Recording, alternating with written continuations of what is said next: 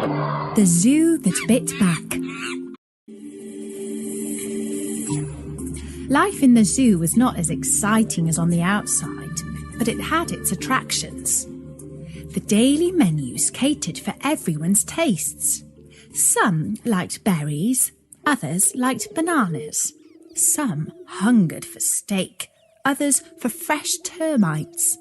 The food just turned up every day, and nobody had to hunt or gather. The animals didn't even have to tidy up their own cages or make their beds with fresh straw. The keepers did all that for them. The keeper of the monkey's cage was called Mr. Hartley. He was a sweet man, and if the truth be told, a bit of a softy. Anything the monkey screeched for, he provided, almost always. The chief monkey, whose name was Bozo, wanted a television so that he could watch Animal Planet. At first, Mr. Hartley could not understand what he was squawking on about, but he saw that Bozo was pointing to the video screen that displayed important information for the visitors. He tried turning it off, but that agitated Bozo even more. Then he twigged what was in the monkey's mind, and he went out and bought the latest flat-panel TV and put it in the window of his office where Bozo and his followers could watch it. But such a life of luxury could not go on forever. And it didn't. After Theo's famous escape and his chocolate-crazed escapade, the zoo was noticed in high places. The local newspaper ran a headline that read, "Slack security at the zoo," and a local politician ran for election under the slogan, "Time to get tough on the animals." Pressure mounted for change. The head zookeeper lost his job. The new zoo boss was a man of very different ilk. His name was Mr. Shingles, and he held old-fashioned views about how animals should be kept. He didn't believe in trendy modern zoology. He thought that pandering to animals' every demand just encouraged them to laze and loaf around. He knew that his views were out of step with modern thinking, and he felt bitter because he had risen slowly through the ranks of the zoo service. But now the town's mayor had recognised his talents.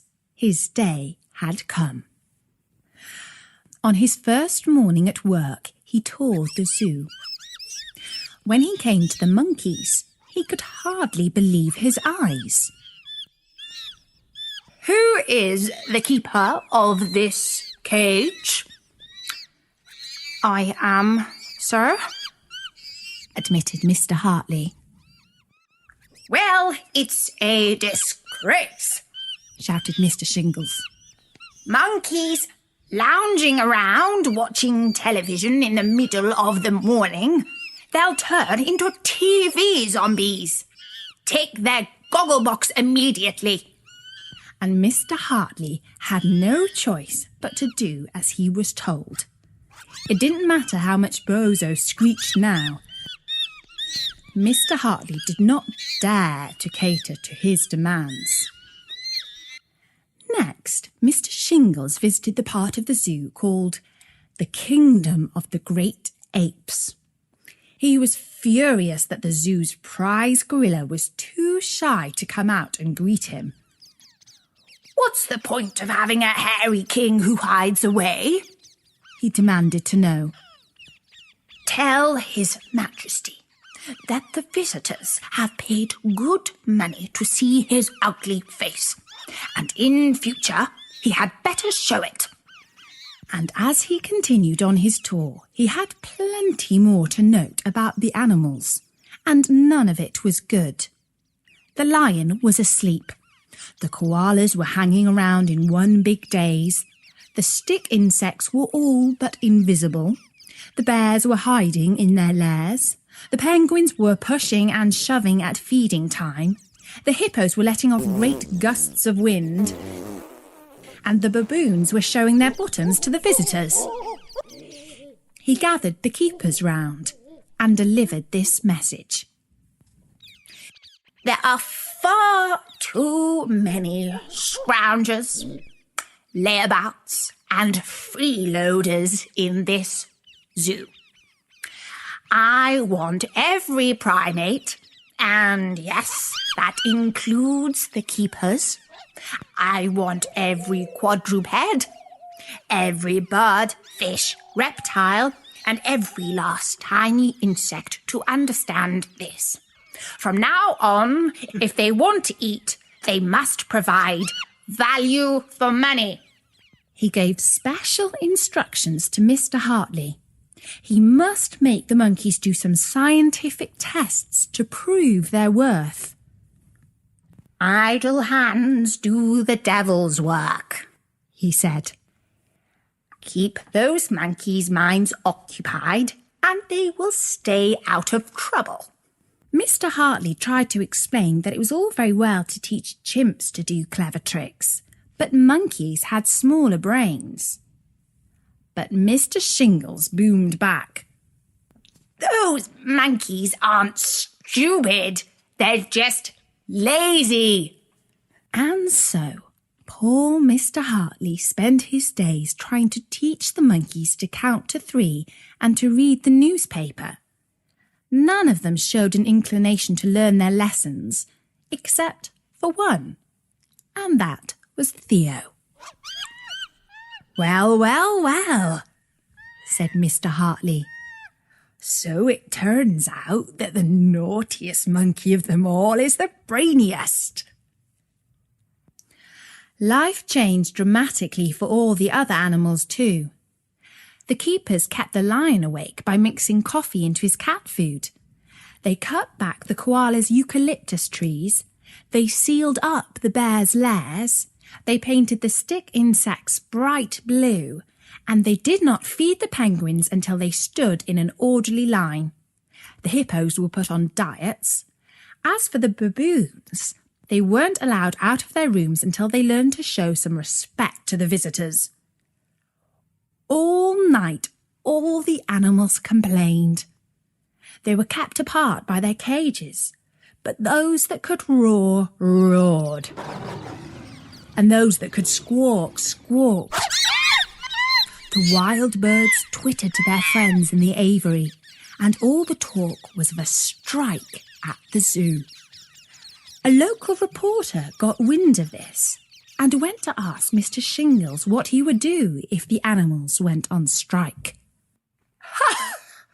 Exclaimed Mr. Shingles. If a bunch of creatures are too lazy to get out of bed in the morning, how would you know when they go on strike? In any case, we'll just stop their food, and then we'll see how long the strike lasts. And so the animals didn't go on strike. But they were looking for revenge. And Theo found it. One day, kind Mr. Hartley was sweeping up the peach stones and banana skins off the floor of the cage. Theo noticed that he had left his key in the door. He swung by and grabbed it, before whisking it off to hide in a high branch of his favourite tree. As Mr. Hartley left the cage, he noticed that he had lost his key, but he didn't dare tell anyone about it because he was afraid of losing his job. Instead, he took the spare set of keys from his desk. After all, he said to himself, what harm can come of it? It's not as if monkeys know how to turn keys in locks. But Theo did. And that night he opened the door and loped over to the head keeper's office. Mr. Shingles' light was still on. He was working late, writing to all the keepers to tell them how much their wages would be cut. But he had left a window open at the back, and Theo crept in and hid inside a cupboard until Mr. Shingles left for the night. The keys to all the cages were hanging on the walls. Each one had a label on its ring. Theo spelt out lion and bear and hippo. He was thankful to Mr. Hartley for teaching him to read. Then he scampered around the cages, opening all the doors. First, he let out the monkeys and the apes. He told them to make as much noise as possible to wake everyone else up. The king gorilla made a quiet but dignified speech, appealing to the larger animals not to eat anyone, and to be careful not to tread on any of the insects. None of the animals left the zoo altogether. They just fluttered, plodded, galloped, swung and crawled all over the public areas of the zoo. Some of them tried the sandwiches in the cafe, but they soon realised that their own food was far better than what the visitors were served. Others munched the leaves on the trees and nibbled the grass on the square. An elephant wandered into Mr. Shingle's office. There wasn't much left of it after that. In the morning, the giraffe's keeper, a lady called Molly, was the first to arrive at work. When she saw the animals wandering around, she immediately went back to her car and called up the local TV station. Then she called Mr. Shingles. Good morning, sir. The animals have escaped. Which animals? He asked. All of them? As Mr. Shingles raced into work, he heard the news on the car radio. None of it was good. He heard his own name.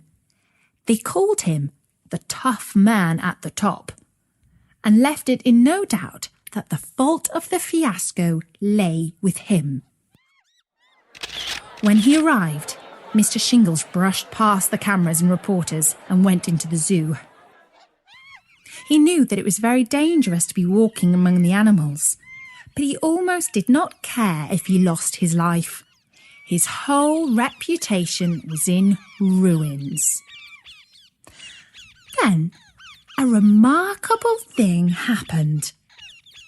A monkey came up to him and offered him his paw.